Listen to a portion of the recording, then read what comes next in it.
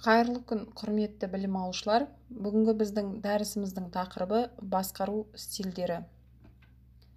Дәрісте қарастырылатын сұрақтар: басқару стилі, басқару стилінің даму тарихы, басқару стилінің түрлері, қорытынды.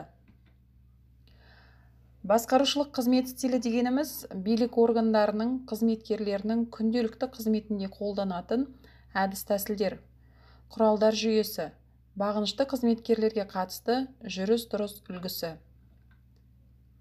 Біздің басты назарымыз жетекші оның мақсаты ұжымда қалыптасқан әлеуметтік психологиялық құбылыстарға байланысты тиімді басқару кезінде ғана мүмкін болатын жедел қызметтік жұмыстың жоғары түпкі нәтижелеріне қол жеткізуге бағытталған ұжымның бірлескен күш-жігерін ұйымдастыру.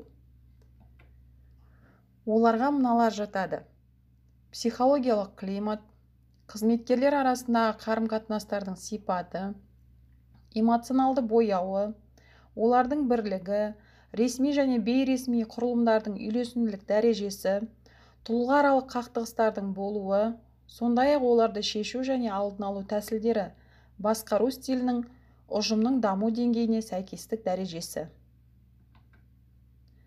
Басқару үрдісінің үздіксіз циклдардың жүзеге асуы сабақтастықта болуы тиіс. Басқару циклі міндеттерді қоюдан басталып, оны жүзеге асыру және алға қойылған мақсатқа жетумен аяқталады.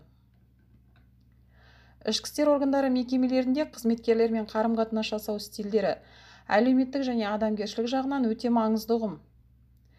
Кез келген басшының дербес және жалпы стилі болады. Мұның өзі оның іс-әрекетінде көрініп, ұжымның жұмысына елеулі ықпал етеді. Стиль дегеніміз әлеуметтік құбылыс, өйткені біріншіден онда басшының көзқарасы мен сенімі бейнеленеді. Екіншіден ол түптеп келгенде ұжымның қалыпты жұмыс істеуінің ақырғы нәтижесін ойластырады. Басшының ұстанған стилі бағыныштылардың ұдайы назарында болып, олар мұны өзінше бағалап, өзінше қабылдайды. Әдетте басшының басқару стилі бүкіл ұжымға таралады, өйткені ұжым оның жүріс-тұрысына, ісіне зер салады, соған еліктейді, содан үлгі-өнеге алуға, үйренуге талаптанады. Психологияда басқару мәнерін, стилін психолог ғалым Левин негізгі 3 түрге бөледі. Олар авторитарлық стиль, демократиялық стиль, либералдық стиль. Авторитарлық стильдің көріністері: бұл мәнерді ұстанатын басшылар жұмыстың мақсатын, тапсырманы орындау тәсілін, кіммен кімнің бірлесіп жұмыс істейтінін өзі анықтайды. Басшы тапсырманы және оны орындау тәсілдерін сатылы түрде ұсынады. Қызмет барысында қатал бақылауды күшейтуді ұнатады. Бұйыра сөйлеуді, тура ескерту жасағанды қалайды.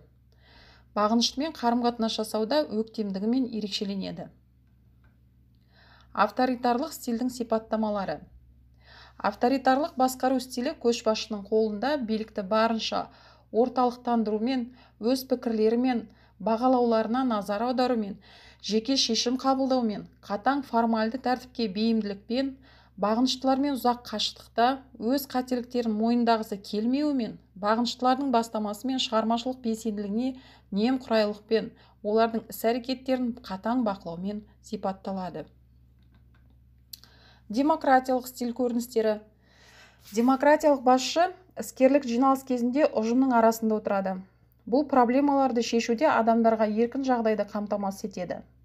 Осылайша авторитарлық және демократиялық басқару арасында айтарлықтай айырмашылықтар бар. Либералдық басқару стилінде басшы ұжым жұмысына мүлдем араласпайды. Қызметкерлерге жеке және ұжымдық толық еркіндік беріледі. Мұндай басшы қызметкерлермен сыпайы, алдын ала жоспарлаған жиналысты кейінге қалдыруға дайын, егер ол оның имиджіне нұқсан келтіретін болса. Либерал стиль көріністері: либералды басқаруда қызметкерлердің жұмысына әсер ету көндірулер мен өтініштер арқылы жүзеге асады. Басқарушылық тапсырмаларды орындауда ол белсенді емес, ағыс бойынша жүзеді. Либерал менеджер конфликттерден қорқады. Көбінесе қызметкерлердің пікірімен келіседі. Қызметіндегі шектен тыс жұмсақтығы оның жұмысына кері әсерін тигізеді. Қызметкерлер бұл жағдайды пайдаланып, одан кейбір нәрселерге көз жұмуын сұрайды, ал ол қызметкерлермен қарым-қатынасын бұзып алмас үшін әрдайым көнеді. Либералды басқарушы өзінің іскерлік қабілетін көрсетпейді. қызметкерлердің қызметін ұйымдастыруда дәрменсіз. Қорытындылай келетін болсақ, басқару стилі бұл басқарушының бағынушыларға деген үйреншікті үлгілі тәртібі, яғни ұйымның өз мақсатына жету үшін әсер етуі мен оларды оятуы.